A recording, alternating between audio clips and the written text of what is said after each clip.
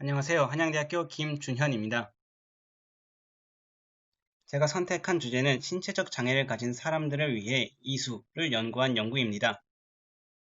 사람들은 선천적 혹은 후천적으로 가진 신체적 장애를 극복하기 위해 의수, 이족 등의 인공기관 등을 지속적으로 개발하였고 마침내 로봇의 형태에 이르게 되었습니다. 하지만 현재 상용화된 인공기관들에는 두 가지 문제점이 있었습니다. 하나는 가격에 비해 성능이 부족하다는 점이었고 나머지 하나는 신체적 장애가 없는 사람들을 기준으로 만들었다는 점이었죠. 먼저 기능적인 면을 해결하기 위해 Surface Mio Electromicropy라는 센서를 사용했습니다. 이 센서는 사람의 몸에 직접적으로 연결하여 근육의 움직임을 전기적 신호로 바꾸는 센서입니다. 다음과 같이 사람의 몸에 부착한 SEMG 센서는 근육이 수축 이완함에 따라 그 세기가 변하게 됩니다. 이 신호로 근육의 수축과 이완을 판단하게 됩니다. 이로 인해 손가락 하나하나의 수축 이완을 판단할 수 있게 되고 이 조합으로 다양한 포즈를 취하는 게 가능해집니다. 이때 손가락 하나하나의 수축 이완 여부가 각각 자유도로 임할 수 있습니다. 이렇게 입력된 신호를 다층 퍼셉트론을 사용해 해석합니다.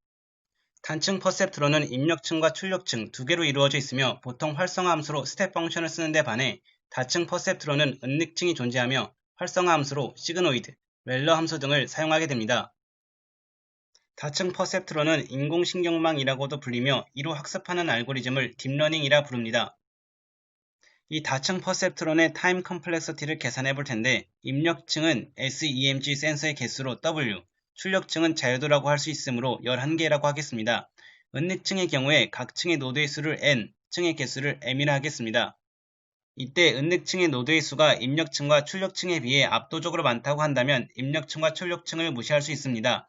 이때 다층 퍼셉트론의 타임 컴플렉서티를 n의 제곱 곱하기 m이라고 할 수 있습니다. 이는 지수함수 꼴이므로 NPP 문제에서 P에 속한다고 할 수 있습니다. 보통 이 다층 퍼셉트론만으로 알고리즘을 구성하지만 이 논문에선 여기에 Shared Control이라는 개념을 접목시켰습니다.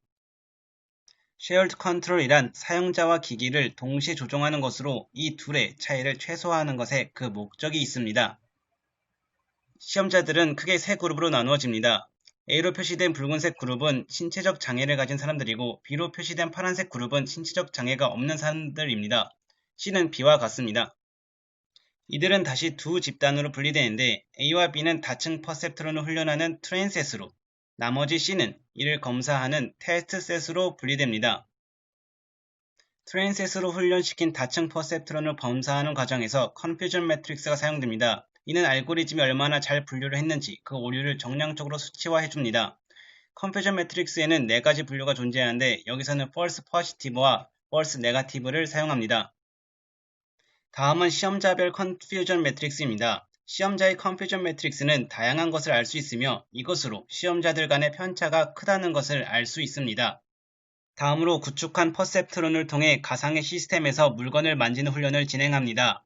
이때 앞서 언급한 대로 Shared Control의 효과를 알아보기 위해 퍼셉트론만을 사용하는 경우와 Shared Control을 같이 사용하는 경우를 나누어 시험합니다.